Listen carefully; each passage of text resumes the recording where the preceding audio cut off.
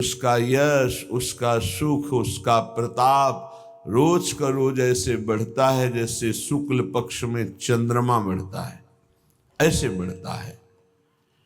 काको धन काके पशु मंदिर, काके सुत अबला, थिर नाही कछु दामोदर हित, जग में चली चला, जग में चली चला। इसलिए रे मन भजिए नंद लला। पत्नी में, पुत्र में, घर में, धन में आसक्त होकर के हर्षित मत होइए, ये सब छूट जाएंगे। इस संसार में किसी को नहीं टिकना, सबको जाना है।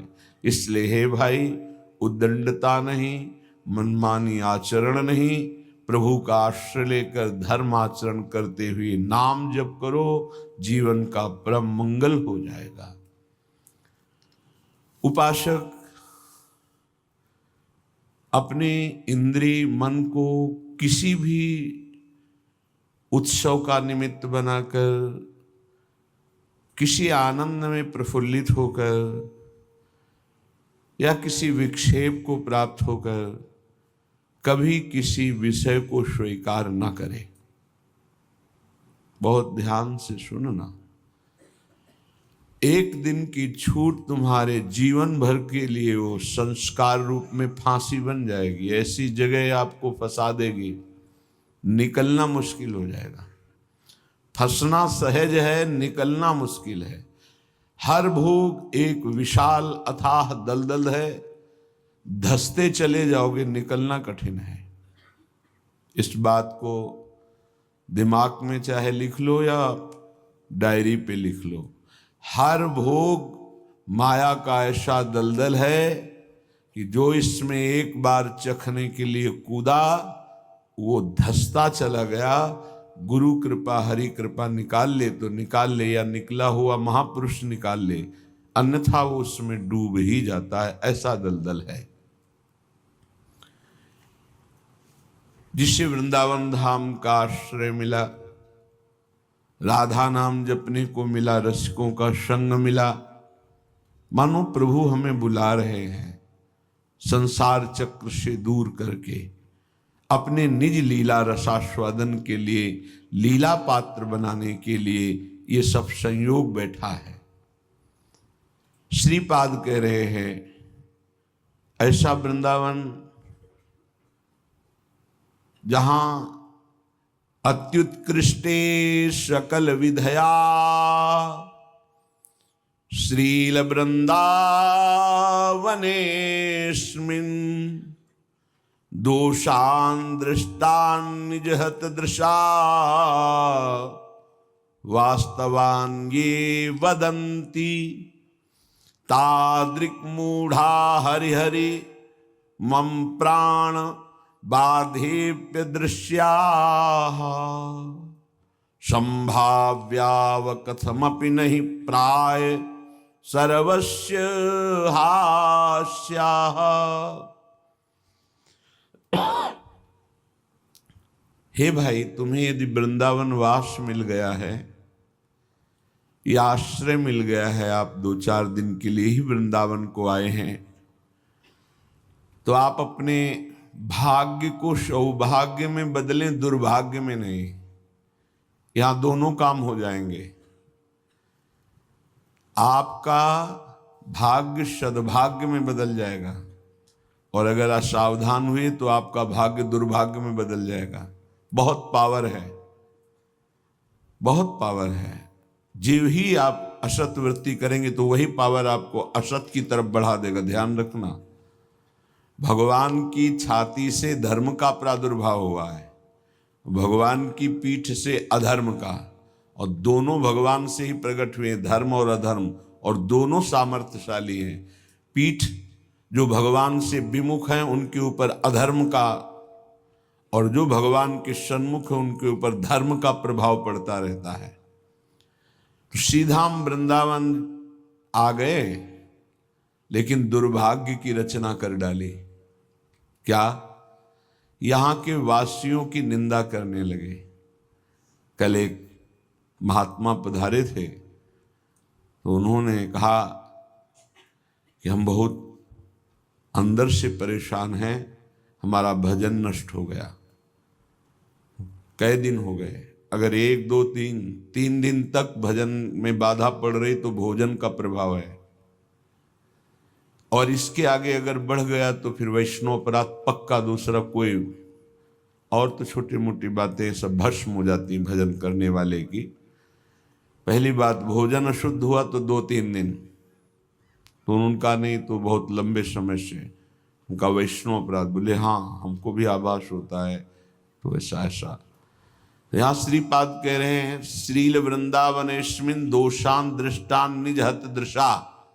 वो अपना नाश करने का, दुर्भाग्य लिखने का कार्य शुरू कर दिया। क्या? वृंदावन के वासी में दृष्ट दोष देखना, वर्तमान में जो दोष दिखाई दे रहे हैं। बोले है दोषी इसलिए देखता हूं, नहीं देखो, वह श्री जी का कृपा पात्र है, आज नहीं तो कल वो महापुरुष बन जाएगा। अर्थात जो महापुरुषों की गति वो उसे प्राप्त हो जाएगी। वो धामवासी है, प्रियाजू ने स्वीकार किया है। आपका क्या अधिकार है कि आप उस पर दोष दर्शन करें? तो कह रहे हैं जो वृंदावन धाम में वास करते हैं उनके दृष्ट दोषों को दिखाई दे रहा है। ऐसा नहीं कि नहीं दिखाई दे रहा, आप आरोप लगा रहे हैं, दिखाई दे रहा है। दृष्ट दोषों को सत्य मान करके वर्णन करते हैं, उनकी निंदा करते हैं, तो आपका भाग्य दुर्भाग्य में बदल जाएगा। यदि आप ये विचार करके कि श्री जी के लाड़िले हैं, इनकी बाहरी बात है पर इनके ऊपर बहुत कृपा है, आज नहीं तो कल ये सब सुधर जाएंगे क्योंकि लाडली जी के कृपा पात्र हैं, बात बन गई। ऐसे मूर्ख लोग अपना संकट स्वयं चयन कर लेते हैं। जो दूसरों की, वृंदावनवासी की दोष दृष्टि से निंदा आदि करते हैं, बहुत निकृष्ट बात है, इसे कभी स्वीकार न करें। सच्ची कहते हैं, देखो अपने सब पावन भूमि में बैठे हैं, निंदा तो अपनी करनी चाहिए। अंदर से देखो, ईमानदारी से देखो, जो हमारे अंदर कूड़ा करकट है इसकी निंदा करनी चाहिए कि मैं बहुत नीच हूं, हम पर इतनी कृपा है लाडली जी की, इतना दुलार कर रहे हो, हम उनकी दुलार को ठुकराए चले जा रहे हैं। वो कह रहे हैं दाहिने चलो, हम बाएं बढ़ते चले जा रहे हैं, पर वो कृपा ही करती जा रही है। हम कभी एकांत में बैठकर नहीं रोए कि मैं कितना नीच अपराधी हूं कि अपने इतने करुणा में स्वामी का विरोध कर रहा हूं, उनके विरुद्ध चल रहा हूं, जबकि प्रतिकूलस्य विसर्जनम, बिल्कुल विसर्जन कर देना, आज के बाद कोई गलती नहीं होगी। पर हम गलती पे गलती करे जा रहे हैं। श्री जी इस बार माफ कर दो, आगे से फिर किया, श्री जी इस बार माफ कर दो, फिर वही वो माफ करती चली जा रही। हमसे गलती होती, जब हम ये देखेंगे तो हम दूसरे को देखने लायक ही नहीं। हम क्या दूसरे को देखें? हम अच्छे हों तो दूसरे को देखें, और जब सच्चाई में तुम अच्छे हो जाओगे तो दूसरे के दोष नहीं दिखाई देंगे, सब में अपने प्रभु दिखाई देंगे। इसलिए श्रीपाद कह रहे हो, मूर्ख लोग अपने संकट को बुलाते हैं, संकट का निर्माण करते हैं।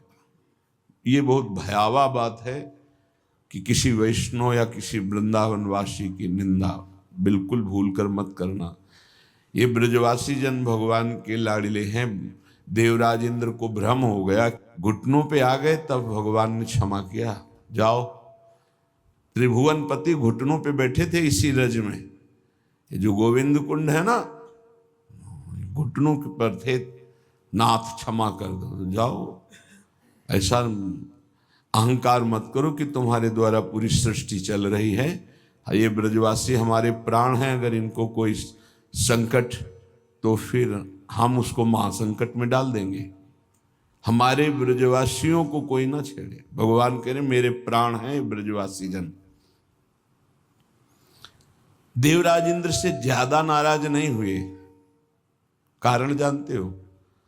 किया तो उपद्रव, ब्रजवासियों को पीड़ा देने का, लेकिन सब ब्रजवासी एक साथ बैठ कर दिए ना, तो लालजू ने थोड़ा तो उन पर शासन किया, फिर कृपा कर दी, लेकिन ब्रह्मा जी के ऊपर कृपा नहीं की, क्योंकि अलग कर दिया।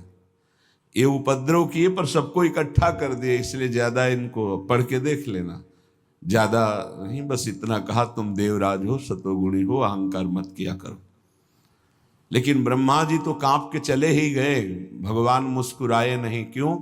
ब्रजवासियों को अलग कर दिया, तुम ब्रह्मलोक में मायामयी सैया पे सुला दिया, हमारे प्राण प्यारे ब्रजवासियों का अपराध करते हो। तो आज तक ब्रह्मा जी का प्रवेश नहीं ब्रज में, बात समझ लो। वो मूर्ख हैं जो वृंदावन या ब्रजवासी जो वास कर रहे हैं उनके प्रति दोष दृष्टि करें। 12 वर्ष में तो सिद्ध हो जाता है, 21 वर्ष में क्यों नहीं परिवर्तन हुआ?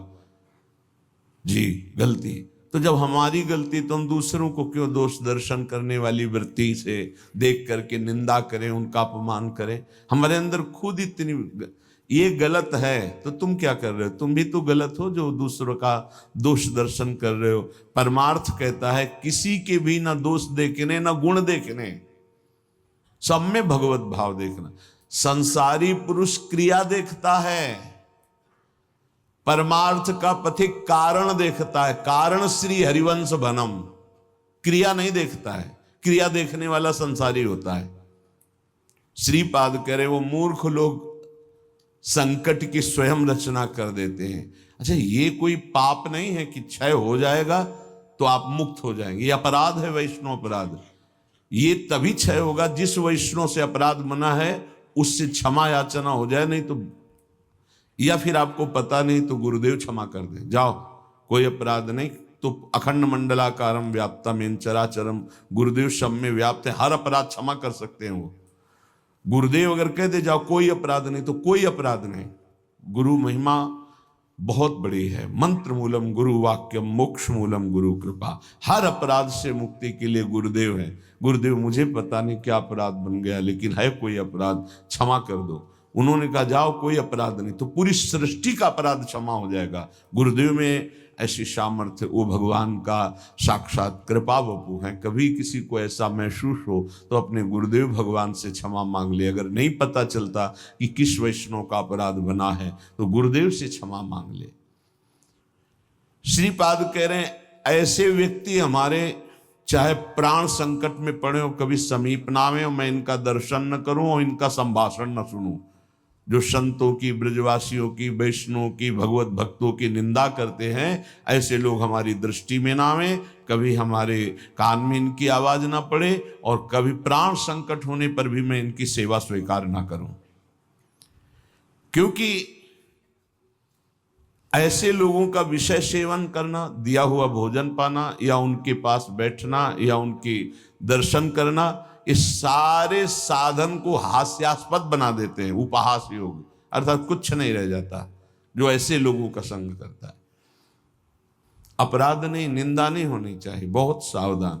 पूज्य श्री चंद्रशेखर बाबा